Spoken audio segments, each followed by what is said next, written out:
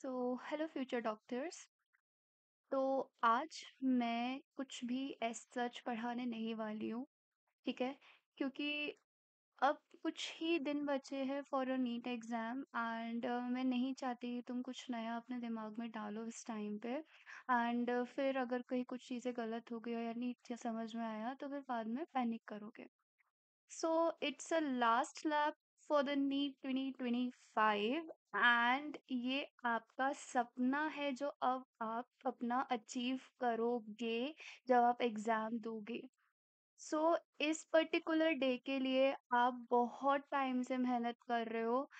अगर कोई बच्चा 11 से मेहनत कर रहा है, सो ऑफ कोर्स उसने 2 साल दिए हैं। कोई अगर ड्रॉपर है तो उसने हो सकता है इस पर्टिकुलर नीट एग्ज़ाम के लिए 3 साल, 4 साल, 5 साल दिए होंगे।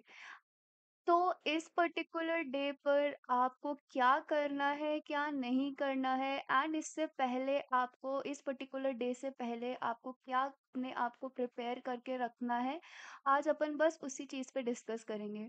This is a very important particular topic. आपके सिलेबस का तो अपन ने जितना पढ़ा है उतना तो आपने भी पढ़ रखा होगा अच्छे से। एंड मैंने अपनी तरफ से पूरी कोशिश करी है आपको सब समझाने की अच्छे से। ठीक, और आप लोगों ने अपने अपने एंड पे पूरी मेहनत करी होगी। बट बच्चों, अगर ये लास्ट के 10-5 दिन जितने भी रह गए हैं उसमें अगर आपने हार मान ली या आपने अपने आप को डिमोटिवेट कर लिया, तो सारा जितना भी आपने अभी तक मेहनत करके रखी है, वो सब की सब खत्म हो जाएगी। बिकॉज़ यहाँ NEET exam is not just about कि आपका बस पेपर है और आप देकर आ गए। It's nothing like that. यहाँ पर एग्ज़ाम के साथ-साथ आपको अपना विल पावर भी स्ट्रॉन्ग रखना पड़ेगा। ठीक है? सो अगर आप नीट देने जा रहे हैं, नीट 2025 देने जा रहे हैं जो कि 4th मई में है, ठीक है? 4th मई को है, संडे है। जो फर्स्ट एक्चुअली जो नीट पेपर होता है वो मई के फर्स्ट संडे पे पड़ता है। सो हमारा जो 4th ऑफ मई है वो नीट का एक इम्पोर्टेंट डे है। तो क्या करना है हमें नीट 2025 के लिए? तो अभी तक आपने अभी तक पढ़ा है, मैं आपको डे 1 से बोलती जा रही हूँ कि अपनी एनसीईआरटी को ही अपनी सब बना लो, रफ कॉपी, आपके इम्पोर्टेंट नोट्स की कॉपी सब बना लो। ठीक है? सो उसी के थ्रू आप एनसीईआरटी के थ्रू रिवाइज करो। अगर आपने बना के रखा है, इट्स वेल एंड गुड कि आपने अपने सारे रॉन्ग आंसर्स भी वहाँ पर मार्क कर रखे हैं, सारे राइट आंसर्स भी वहाँ पे मार्क कर रखे हैं। आपने कुछ इम्पोर्टेंट डिटेल्स जो आपको लगता है कि इम्पोर्टेंट थी, वो भी एनसीईआरटी में मार्क कर रखा है एंड ऑफ कोर्स आपकी एनसीईआरटी की लाइन्स। ठीक है? ये सब के सब सिर्फ़ और सिर्फ़ आपको एनसीईआरटी ही पढ़नी है। एंड अगर आपने ये भी नहीं कर रखा है, डोंट गेट पैनिक। सिर्फ़ और सिर्फ़ एनसीईआरटी से पढ़ना और कुछ मत करना। ठीक है? ये 10-15 दिन आप जितना मोटिवेटेड रखोगे अपने आप को, उतना अच्छा स्कोर कर पाओगे, बिलीव मी। क्योंकि हम पूरी टाइम मेहनत करते हैं बट ओवरथिंकिंग करके, आपका ओवर असम्पशन लगा के कि नहीं ऐसा होगा, वैसा हो जाएगा, ये हो जाएगा, पेपर हार्ड आ गया तो पेपर ईज़ी आ गया तो कट ऑफ बढ़ जाएगा। ये सब कुछ नहीं सोचना है। सब छोड़ दो, सिर्फ़ और सिर्फ़ अपने गोल पे फ़ोकस करो और ये याद रखो कि मैंने किस चीज़ के लिए मेहनत करी है। मैंने मेहनत करी है ताकि मैं एक अच्छे मेडिकल कॉलेज में जाऊँ और जब वहाँ से साढ़े 5 साल बाद बाहर निकलूँ, तो मेरे आगे डॉक्टर लगा हो। ठीक है? क्योंकि जब ये नाम के आगे डॉक्टर लगता है ना, तो you start feeling so proud for that. ठीक है? वो एक एक ऐसी फीलिंग होती है ना, वो एक अंदर से ऐसी फीलिंग होती है ना, because that particular struggle is very hard to get this particular doctor. क्योंकि आप नीट के लिए प्रिपरेशन करते हो, फिर नीट के बाद आप जब मेडिकल में घुसते हो, वहाँ का टॉर्चर, वहाँ का प्रेशर झेलते हो। Of course there are tortures, of course there are pressures in the medical field itself. आपको बहुत सारे काम करने पड़ते हैं, ठीक है? बहुत सारा। तो वो इन टोटल अगर मैं बोलूँ, आपकी पूरी साढ़े 7, साढ़े 8 साल की जो जर्नी रहती है ना, टू पर्टिकुलर कि आपके नाम के आगे डॉक्टर लगे, वो वर्थ इट लगेगी। तो ये NEET is just a first step towards your doctor. इधर अगर डर गए, तो आप कुछ नहीं कर पाओगे, ठीक है? तो अपने आप को सेल्फ मोटिवेटेड रखना है कि नहीं, मुझे डरना नहीं है, मैं अच्छे से पढ़ूँगा, मैं अच्छे से पढ़ूँगी। मैंने जितना भी अभी तक सब किया है, सब रखा है, वो सब मुझे अपने दिमाग में एक बार और रिवाइज़ करके बिठा लेना है। मुझे पैनिक तो बिल्कुल भी नहीं करना है, बिकॉज़ जहाँ मैंने पैनिक किया, वहाँ मेरा काम खत्म। क्योंकि हम पैनिक करके हड़बड़ाहट में गलत आंसर टिक करके आ जाते हैं। यूजुअली तुमने ये चीज़ अपने जब प्रैक्टिस कर रही होगी तब देखी होगी। सो सिर्फ़ और सिर्फ़ एनसीईआरटी से पढ़ना है। ओके, सिर्फ़ और सिर्फ़ अपने मिस्टेक्स पर ध्यान दो, ठीक है? अदर देन दिस कि आप क्या कर अपने देखो, नॉर्मली तुम जो पढ़ रहे होगे, जो तुम्हारा है वो रिवाइज़ कर रहे होगे, जो भी तुम्हारा स्ट्रॉन्ग पॉइंट है वो सब रिवाइज़ करोगे। बट ऐसा टाइम निकालना, सिर्फ़ 1 घंटा निकालना जहाँ पे तुम अपनी मिस्टेक्स, ऑफ कोर्स मैंने तुम्हें बताया था कि सिर्फ़ और सिर्फ़ अपने मिस्टेक्स पर ध्यान देना, ठीक है? मिस्टेक्स को ही एनसीईआरटी में साइड में लिख लेना, या कोई एक मिस्टेक की नोटबुक बना लेना, उसको एक बार देख लेना जाने से पहले 10-15 दिन पहले। क्योंकि वो ऐसी चीज़ें हैं जहाँ पर तुमने कई बार ऐसा हुआ होगा कि या तो फ़ॉर्मूला गलत लगाया होगा, या तो आपने सब सही किया, फ़ॉर्मूला सही लगाया, कॉन्सेप्ट सही लगाया, कैलकुलेशन मिस्टेक हो गई। ठीक है? 1 नंबर ऊपर-नीचे हो गया, इसलिए आंसर, क्योंकि when you see the options ना, वो आपके बहुत पास की रेंज में ही होते हैं, ठीक है? ताकि आप जानबूझ के का आंसर गलत करो। उनको पता है कि आप या तो ये लेकर आओगे या तो ये लेकर आओगे।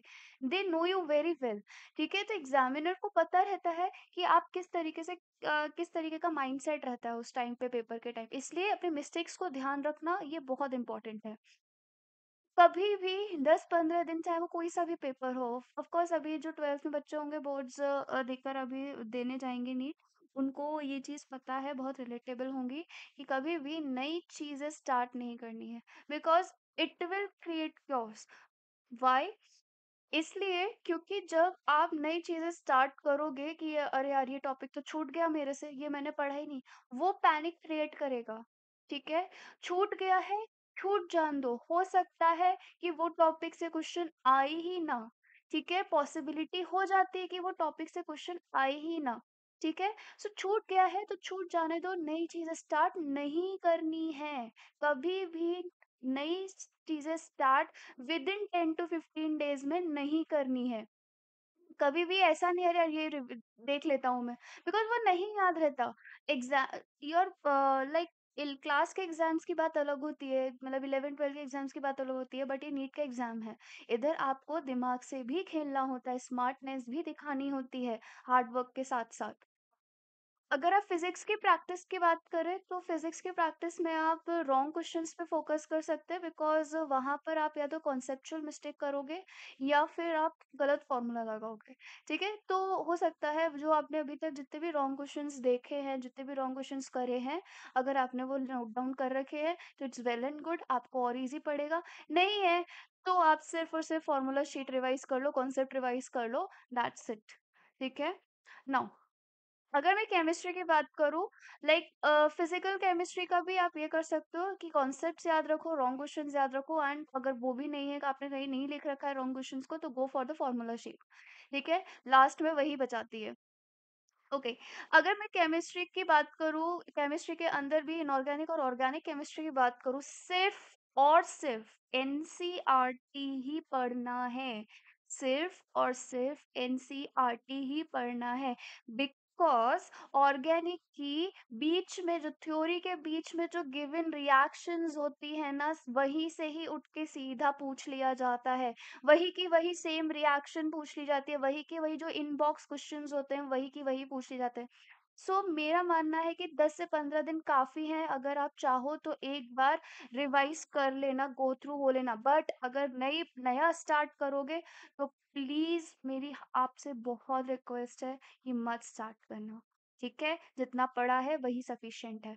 इनऑर्गेनिक के लिए सिर्फ़ और सिर्फ़ एनसीईआरटी में जितना दे रखा है, एक-एक लाइन, एक-एक वर्ड याद रखना, कॉन्सेप्ट्स जो हैं वो याद रखना, वो उतना काफ़ी हो जाएगा। मूविंग टुवर्ड्स द बायोलॉजी, जो कि 50% ऑफ द नीट का सिलेबस कंटेन करता है। तो अगर मैं बात करूँ बायोलॉजी की, तो again you have to do only NCERT. NCERT की थ्योरी, एनसीईआरटी का जो नीचे इमेजेस के नीचे जो पार्ट दिया होता है ना, जो लिखा हुआ होता है, specially when we talk about the microbes वाला चैप्टर, ठीक है, उसमें जो आपकी डिटेल दे रखी है ना, वो याद रखना, क्योंकि उसमें से पूछ लिया जाता है कई बार। एंड ऑफ कोर्स वो आपका जो बायोटेक्नोलॉजी वाला पार्ट था, उसमें से भी पूछा जाता है फिगर से, ठीक है। तो ये चीज़ याद रखना। मैंने आपको जब बायोलॉजी पढ़ाई है, तो वहाँ पर आपको एक-एक चीज़ इवन फ्रॉम द पिक्चर के नीचे वाले पार्ट से भी समझाया है, ठीक है? तो अगर आप मेरे से पढ़ोगे, तो आपने वो चीज़ ध्यान में रखी होगी। एंड ऑफ कोर्स ये स्लाइड खत्म होते-होते मैं आपको बस यही बोलना चाहती हूँ कि प्लीज़ एक भी चीज़ ऐसा मत करना कि जो आपको पैनिक करे, जो जिससे आपका mental pressure, mental peace create हो। सॉरी, मेंटल पीस हैम्पर हो और मेंटल प्रेशर क्रिएट, ठीक है? सो कामली बिहेव करना, बिल्कुल ही ऐसे मतलब अरे नहीं बहुत ज़्यादा डर लग रहा है, वो मुझे पता है डर लगता है, मैंने भी नीट दिया है, मैंने तो आई गेस 3 बार नीट दिया है, बट इट्स ओके। तो डर लगता है, सबको डर लगता है, मुझे भी लगा था, आप लोगों को भी लग रहा होगा ऑफ कोर्स, मेरे बोलने पे आप लोगों का डर कम नहीं हो जाएगा। बट ट्राई टू बी काम। ऐसा नहीं होना चाहिए कि आप हड़बड़ी में डर की वजह से अपने आप को पैनिक कर जाएँ और गलत चीज़ हो जाए। बिकॉज़ आपके साथ एक स्टोरी शेयर कर सकती हूँ मैं, कि जब मैं लास्ट अपना जो नीट का पेपर देने गई थी, तो उसमें मेरे साथ ऐसा हुआ था कि मैं इतना ज़्यादा पैनिक करके गई थी कि मुझे लास्ट में एक तो टाइम कम पड़ गया, एंड दूसरी चीज़ ये कि मुझे हल्का-सा माइनर पैनिक अटैक जैसी सिचुएशन भी आ गई। सो इट्स लाइक कि आपको अपने आप को बहुत ज़्यादा काम रखना है, ठीक है? So this was a small story related to me, इसलिए सुनाई ताकि आप लोगों को ये चीज़ ध्यान रहे कि आप लोगों को कामली बिहेव करना। Okay, so again a very important slide, कि क्या चीज़ आपको नहीं ले जानी है, क्या चीज़ आपको अवॉइड करनी है। सबसे पहला मैं बार-बार बोल रही हूँ, stress you have to avoid, ठीक है? ज्वेलरीज़, लड़कियाँ, इवन आजकल लड़के भी जो ज्वेलरीज़ वगैरह पहनते हैं, जैसे नॉर्मली वो लोग रिंग्स पहनते हैं, ठीक है? रिलीजियस रिंग होती है, या फिर वो कान में भी कोई-कोई कुंडल वगैरह जो बाली होती है, वो पहनते हैं। सो वो चीज़ आपको अवॉइड करनी है, किसी भी तरीके की ज्वेलरीज़ अलाउड नहीं है आपके एग्ज़ामिनेशन सेंटर पे। तो वहाँ पर ये चीज़ याद रखना, लाइक अगर कोई मैरिड वुमन जा रही है, तो वो अपना मंगलसूत्र भी उतार कर जाए। एंड लड़कियाँ अपने जितने भी like your what we can say earrings, rings, सारी चीज़ें आपको उतार के जानी है, ठीक है?